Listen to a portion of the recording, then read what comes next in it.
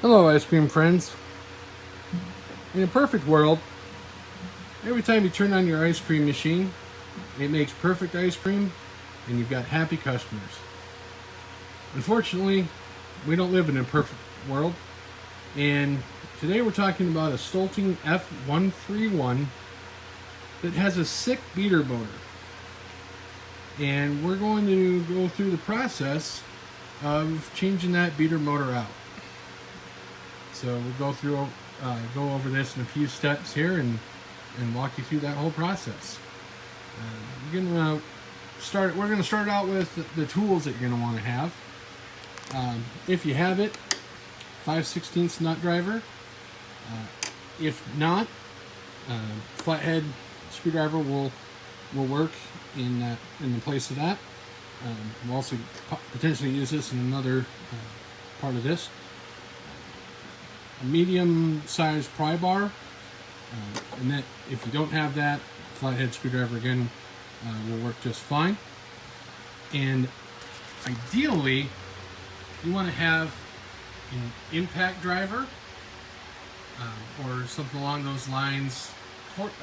Cordless drill or cordless screwdriver might work, but an impact driver has the torque that we really need because we're going to be using it to loosen some bolts. And this right angle attachment, this part right here, these are about $20. You can get them online or at any home improvement stores, made by DeWalt. And this is going to make your life a lot easier if you have it. It's worth a $20 investment to do this project.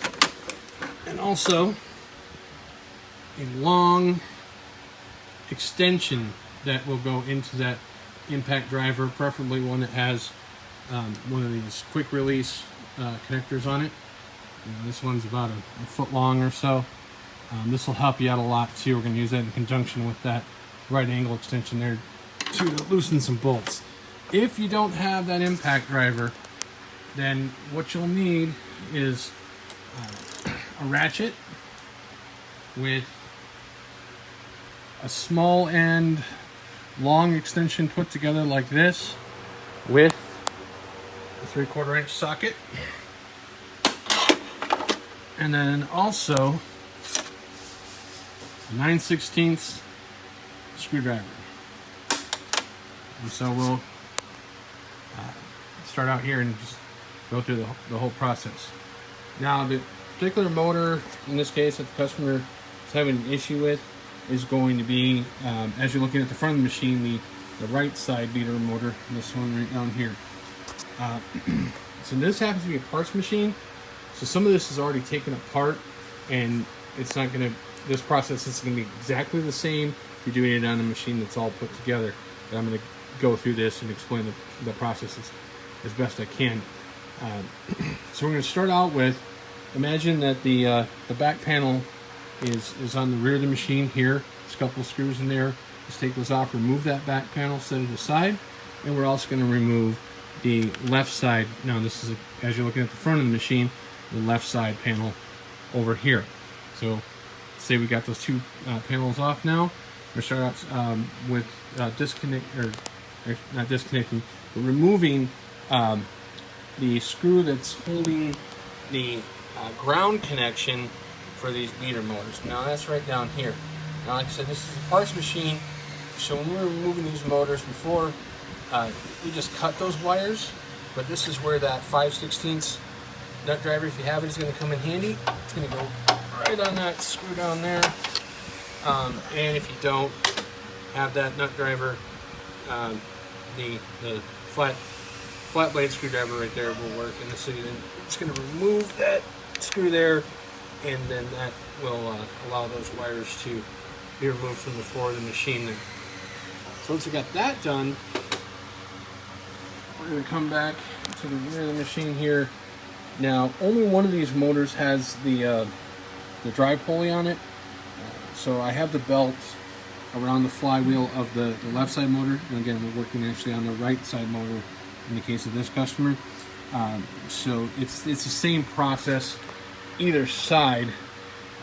Easiest thing to do on these is just get the pry bar if you have it, right underneath that belt, and just go like that, or actually toward the rear of the machine, and just slips off like that. If you don't have that pry bar, then that flat blade screwdriver, you can use that there in that case. Now on the left side motor, again, as you look at the front, if you move that belt, these flywheels are so close together, so you can't actually take that belt off. But since it's the right side motor that we're working on, the belt will actually come right off. You can just set that aside. So now we've got, and actually I'm gonna have to take both of these belts off, because these motors are attached to the same plate. So actually, I correct myself here, both. So this one's just gonna hang here like this, and then this one will come off and set it aside, so that we have no more belts attached to the flywheels here. Sorry, I keep sticking my finger in the camera here. And then we're going to start the process of actually removing these motors. Now, where we're going to start out here is there are two 3/4 bolts here. Wait, the bolts with 3/4 head on. There's one here, and then there's one way up there. And so what we're going to do in this case is get that extension in there, and I'm going to set this with the impact driver. I'll set this up and show you how that works. Okay, now one thing I forgot to mention here when going through the tools that you're going to need for this process is, if you do have this right angle attachment, you need one of these 3/8, if you happen to have 3/8 sockets, or depending on what size drive you have, either a 1/2 inch or 3/8 drive, you'll need one of these adapters that would normally insert into an impact driver, but in this case it's going into this right angle adapter here. And then you're going to put your 3/4 socket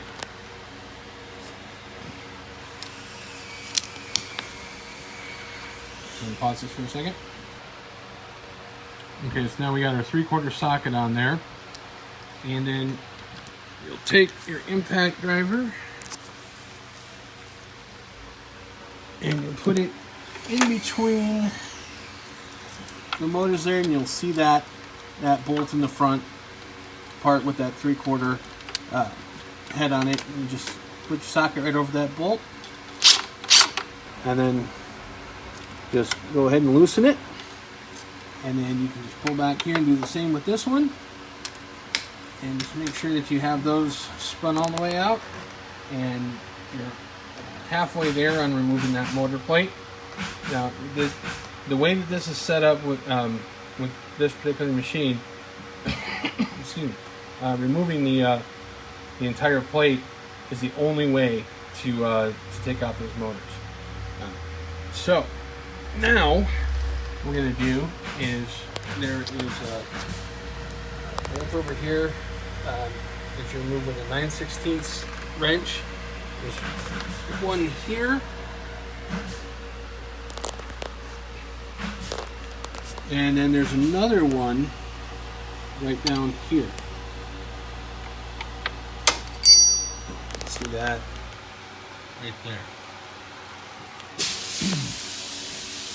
Go over something here. Some of you might have a wrench like this that has a ratchet in this part of the wrench. Don't use that type. Just, you want a regular 9/16 combination wrench. The reason is, once you start loosening this here, the ratcheting end of that wrench is going to get stuck. It's going to come up too high, and you won't be able to loosen that all the way. So that's just a little piece of advice there. So just use a regular, just like this regular combination 9/16 wrench like that, or an adjustable wrench. But don't use one that's ratcheting, because it will get stuck in there and you won't be able to get that bolt all the way out. So now we've got that bolt loosened there, this one loosened over here, and those two, one back here and the one up front, that motor plate should be loose. And you should be able to just lift it up and pull it out. Now, this is heavy. Both of these motors probably weigh a good, I don't know, 25, 30 pounds each. So it's a lot to be trying to pick up and get out of there. So you may need, if you have somebody that can help you out to do this, to get that out, then definitely get a partner to help you with that. So kind of go over now how that comes out. You'll see that there's some rubber vibration dampers. There's one here, there's another one over on the other side, and there's two in the middle there. And then once you have this loosened up here, this whole thing will just come out. Show you that here. So I'm going to pause again and show you that. Alright, so one other thing to mention here is if you don't have the extension with the impact driver, you're going to need this setup as I was showing you when I was first talking about the tools, with the 3/4 inch socket on there, and then you'll just need to get that in between those motors up front there. And it's a tight fit, but you can swing that ratchet in order to loosen that bolt up front there. Alright, so now once we got that bolt out, we're going to take off this washer and this other vibration damper here. That's those two pieces right there. And then there's another set like of those, the damper and the washer. It's going to sit up front in between there. And once we have those removed, and these two, this one over here, and that one over there, the 9/16, once we have those all loosened all the way out, then we can actually go ahead and pull that whole assembly out. Now, it's very important with these vibration dampers, like this down here, when you're pulling back on this motor, you can actually tear the part that sticks up into that plate. So you want to just kind of walk this back, and just kind of a little bit at a time. Don't pull too hard, and kind of bind those vibration dampers, because you can tear them. And you can actually even lift up on that whole plate and take those out, but be careful when doing that you don't let that plate fall back on your fingers. So now we're gonna just kind of show you how this whole process goes to take these motors out. So I'll pause it here. When we come back, I'll actually have that motor plate out. Okay, now we've got the motor plate out, and next thing we'll talk about is removing the pulley from the motor that you're changing out. And again, we're talking in this particular situation, in this customer, we're talking about the right side motor, which already has the pulley removed from it. Again, it's a parts machine, but in a real situation, you're going to both of these motors will still have the pulleys on there. Now, what you're going to need is a 5/32 Allen wrench. It goes right here to loosen up a set screw in there, and then once that's loosened, the pulley may or may not slide right off. If it does not slide right off, then you'll need a gear puller like I have on this pulley here, similar to that. If you don't have a gear puller, this is probably the only time you'll ever use it. I do believe that auto parts stores that do a loan-a-tool program do loan gear pullers. So check with O'Reilly, AutoZone, a place like that, and I believe they will be able to loan you a gear puller. Now once you get it set up on there, so you want something, if you do need to get one, you want a small one like this. They come in a lot of different sizes. But something small like this, a lot of them have like 3 arms to them. Whatever you have, it'll work.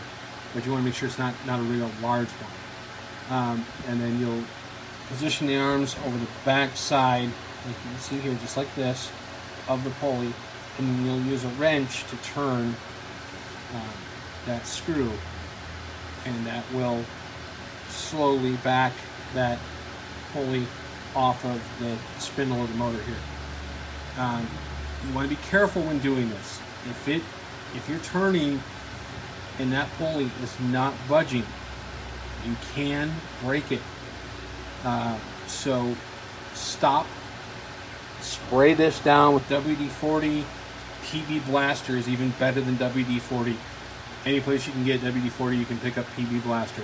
Spray in here, back here, let it penetrate, let it sit, even overnight, possibly.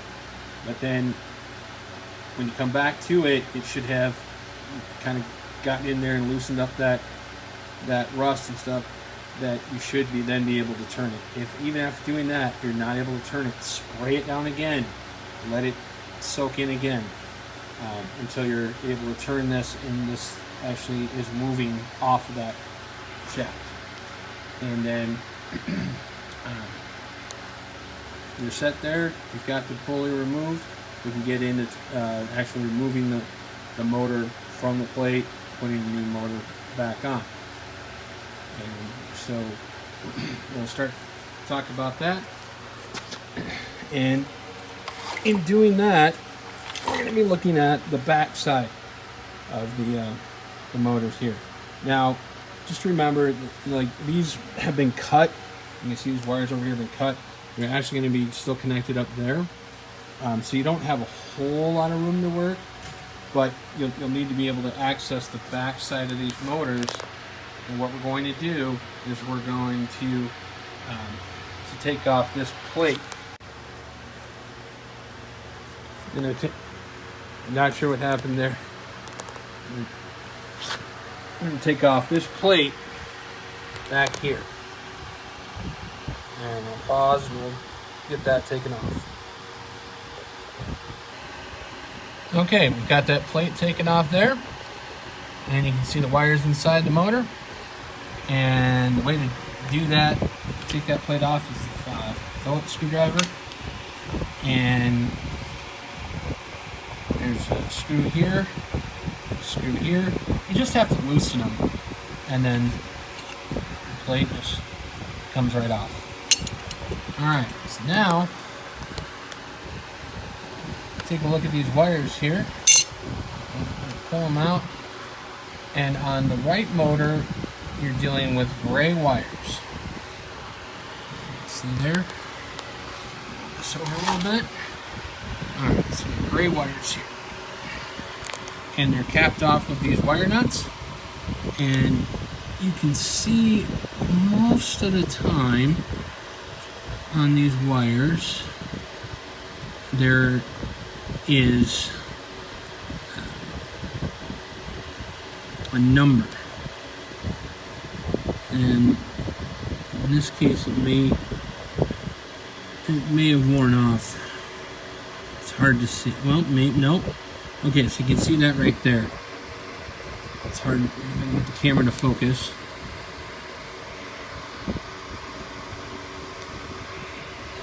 Come out here a little bit. Right by my thumb there, see it says 25. And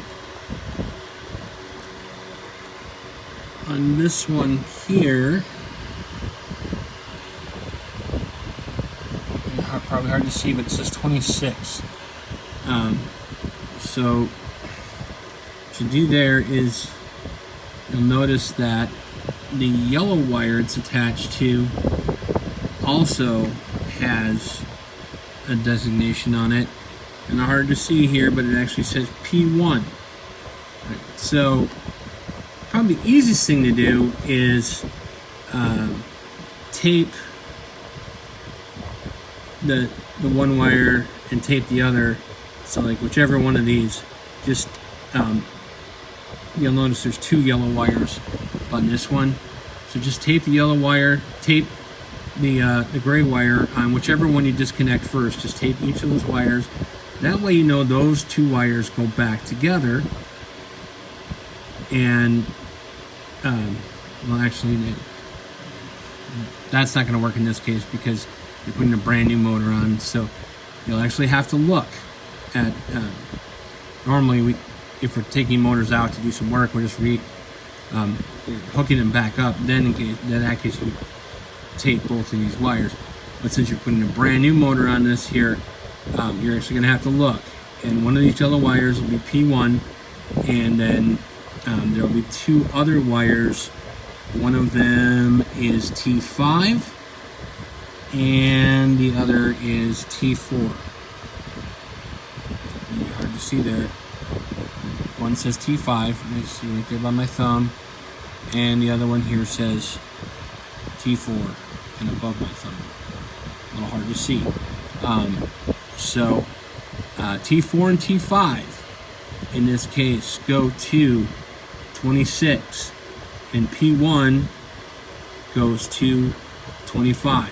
Just pay attention when you're taking those apart, and you'll know which one of those goes where. So we'll just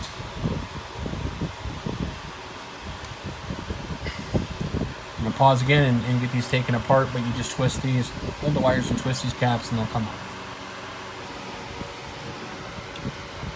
Okay, so we've got our gray wires disconnected here, and yellow wires are there in the motor, and we can now remove the motor from the plate. There are 2 bolts on this side. You can see them right here and right here. I'm going to take a 1/2-inch wrench. That's something I did not mention in the start of the video, but 1/2-inch wrench, and to take those bolts or those nuts off of those bolts there, and 2 more in between.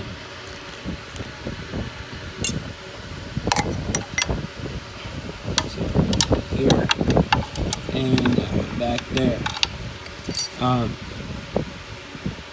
Once you get those 4 nuts off, the motor will lift off of the plate, and you'll simply put your new motor on the plate and reattach those bolts.